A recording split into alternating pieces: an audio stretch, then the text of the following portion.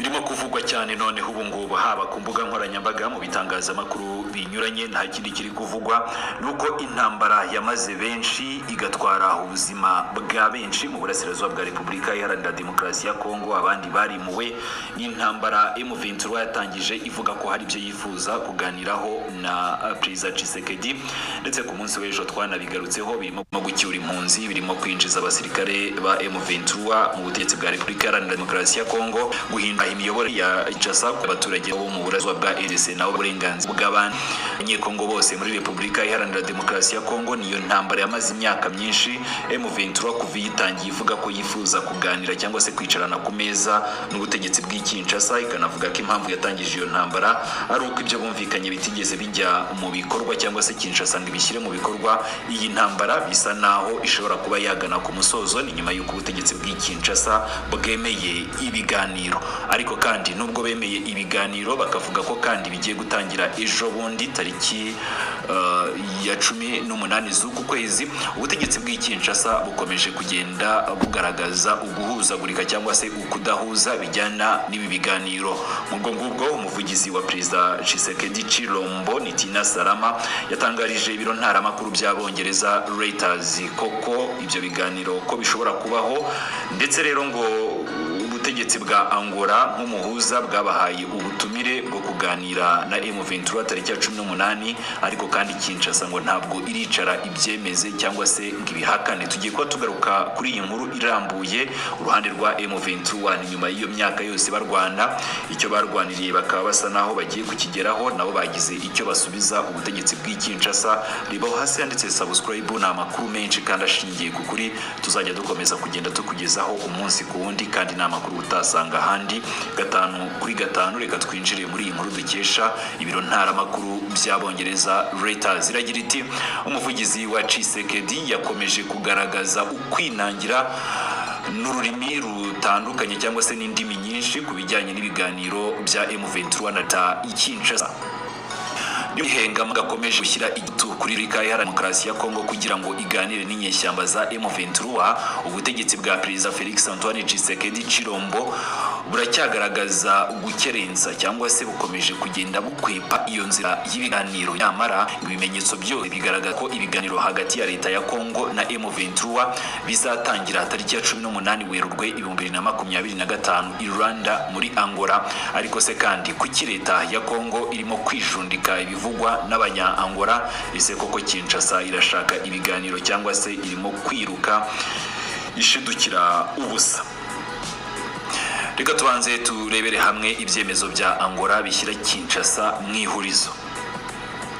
Ku matariki 11 na 12 Werurwe 2025 ibiro bya Perezida wa Angola byasohoye itangazo n'amatangazo abiri atandukanye agaragaza ko impande zombi no kuvuga leta ya Kongo na M23 ko ziteguye kuganira.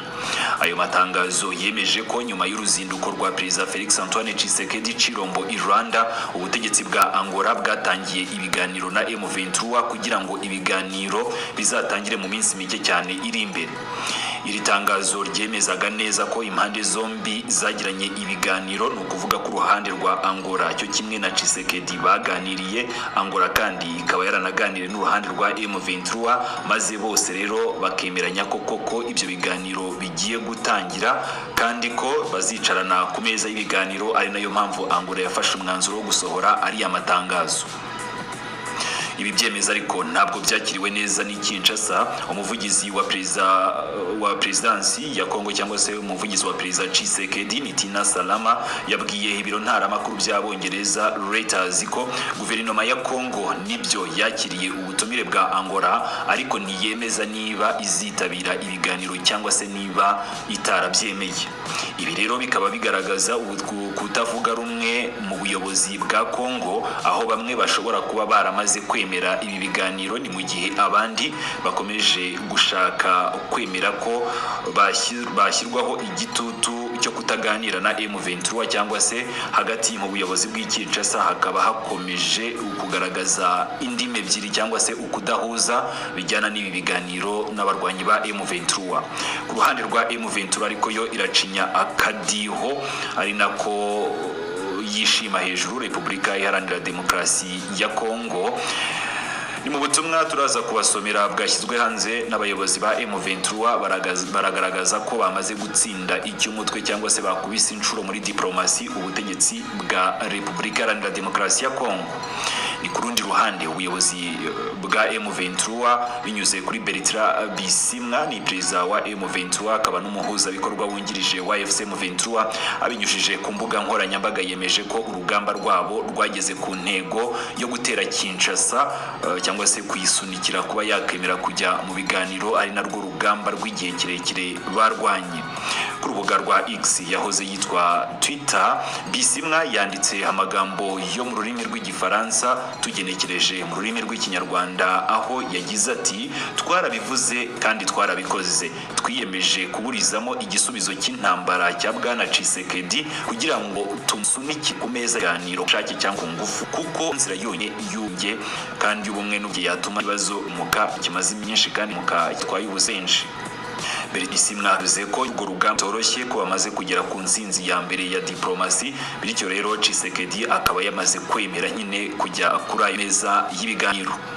Nyuma rero dukuje n'inkuru yacu twaguriye aya magambo agaragaza neza ko M23 y'ingufu za gisiretse n'ukomeje bya ibice byane by'uburasirazuba bwabo byanaho ihundura se umuvu n'imvu kibazo cy'ibi biganiro. Ni mu gihe leta ya Kongo yahoraga iteka ryose ivuga ko itazigera na rimwe iganira nabo yise ibipupe cyangwa ibipirizo by'igihugu cyanda, uboneho ibyo byamaze ndura isura. Abo Tshisekedi iteka ryose yavuze ko atazigera aganira nabo kuko bafite ubakoresha shebuja kariyo wenyine bashobora kwicana ku meza y'ibiganiro. Yavuga kubaho Paul Kagame, ubu noneho abantu bamukumusuna meza biganiro. Rero Kongo iri ku ruhande noneho oroshye ngo leta ya Kongo iri mu mwanya ukomeye cyane wo guhitamo, hari ukwemera ibiganiro ku mugaragaro cyangwa se gukomeza kuyobya uburari mu gihe cyaze ubutsi bwa Tshisekedi ngo bakomeje guhakana ibijyanye kuganira na M23, bukavuga ko ari umutwe w'iterabwoba ugomba gutsindwa nta yandi mananiza, ukamburwa intwaro zose, ikindi kandi ugasunikirwa mu bintu no gusubizwa mu buzima busanzwe. Nabyo biganiro iteka ryose Tshisekedi yemeraga ko azagirana na M23 n'ibiganiro bya Nairobi. Nyamara uko iminsi yagiye ihita ukuri kugenda kujya habona. Ibihugu byinshi rero byo mu karere birimo nka Angola, Afrika y'Epfo, Uganda, u Rwanda, Kenya ndetse n'abandi bakomeje gusaba ko noneho habaho ibiganiro byimbitse ku kibazo cy'uburasirazuba bwa Kongo. Kuba Angola yasohoye aya matangazo biravuga ko ibiganiro bizatangira kwa 18 Werurwe, bigaragaza ko rero ibiganiro byamaze kwemerwa impande zombi, nubwo Kinshasa ikomeje kugenda yibika cyangwa yihunza bijyanye n'ibyo biganiro ibyo by'intambara y'akarere. Ngo ni mu gihe ibiganiro bitaba cyangwa se byatishwa agaciro, intambara yo burasirazuba Repubulika Iharanira Demokarasi ya Kongo ishobora gufata indi ntera, bikaba rero byanatera akajagari mu karere kose. Kugeza ubu ibihugu bitandukanye byohereje ingabo mu burasirazuba bwa Kongo, aho nk'ubwo ngubwo ku mwanya wa mbere haraza Sebarundi n'ingabo ze za FDNB, Uganda, Afrika y'Epfo ndetse n'abandi barimo nka Tanzania, Malawi, bose bafite ingabo ziri muri Repubulika Iharanira Demokarasi ya Kongo, kandi nk'uko byakunze kugaragara zirarwana ku ruhande rwa Kongo, ukuyemo igihugu cya Uganda cyo kivuga ko cyagiye guhashya umutwe wa ADF. Ibi rero ngo byongereye impungenge ko iyi ntambara ishobora gukwira hose igasubiza Kongo mu bihe by'intambara yabaye hagati y'umwaka w'1996 ndetse n'umwaka w'2003, aho abantu barenga miliyoni 5 bapfiriye mu makimbirane yo muri icyo gihe. Iki kibazo kandi kirakomeye kuko ari ubwicanyi bwongeye kwiyongera. Leta ya Kongo iravuga ko kuva muri Mutarama 2025 abantu byibura ngo barenga 7,000 bamaze kwicwa mu ntambara yo mu burasirazuba bwa Kongo, hakiyongeraho abantu 600,000 bamaze guhunga ingo zabo kuva mu Gushyingo 2024, bigatuma rero iyi ntambara iba imwe mu zikomeje gutera impungenge ku rwego mpuzamahanga. Aha kandi kino gitangazamakuru cyakomeje kigira kiti ese Kongo yaba izakomeza kwinangira cyangwa se igihe cyageze noneho ngo yicare ku meza n'abarwanyi ba M23. ikigaragara nuko leta ya Kongo irimo guhatwa igitutu cyo kwemera ibiganiro nubwo ikomeje kugenda ibyigizayo, nyamara nguko ibintu bigenda bihinduka niko bigenda bishyirwa mu mwanya wo kwemeza cyangwa se kwemera icyifuzo cy'amahanga cyuko noneho igihe kigeze ngo Tshisekedi yicarane n'abo barwanyi ba M23. Umuvugizi wa Perezida Tshisekedi ashobora gukomeza yego kutemera ibiganiro bizaba, ariko nanone ibyo ntabwo bihindura ibikomeje gutegurwa muri gahunda ya Angola.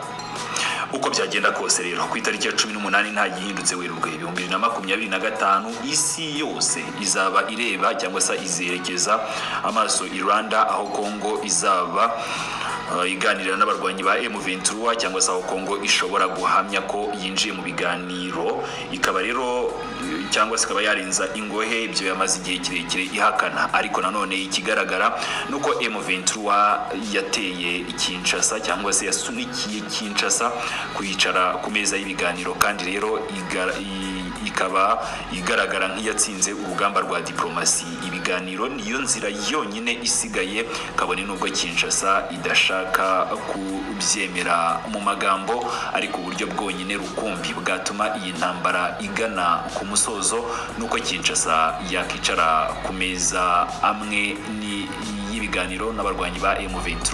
Nta kindi cyonyine cyatuma ubutegetsi bw'Kinshasa bubona amahoro. Ku munsi w'ejo ndumva narakubwiye ibishobora kuzaba biri ku meza y'ibiganiro, ndumva nshobora kuba narabigutangarije. Wakwibaza uti ni iki M23 yifuza cyangwa se M23 irifuza iki kuri ayo meza y'ibiganiro? Iba rero utarabikurikiye tugana ku musozo, nakongera nkabikwibutsa ibiteretse ku meza cyangwa se ibyo M23 yifuza. Ni ibintu bigera kuri 4, ariko kandi yashobora kuba hari n'ibindi byinshi, na cyane ko ayo masezerano iteka ryose ntabwo yagiye ahagaragara, bagenda bavuga bimwe na bimwe, ibindi ugasanga babijyaho impaka.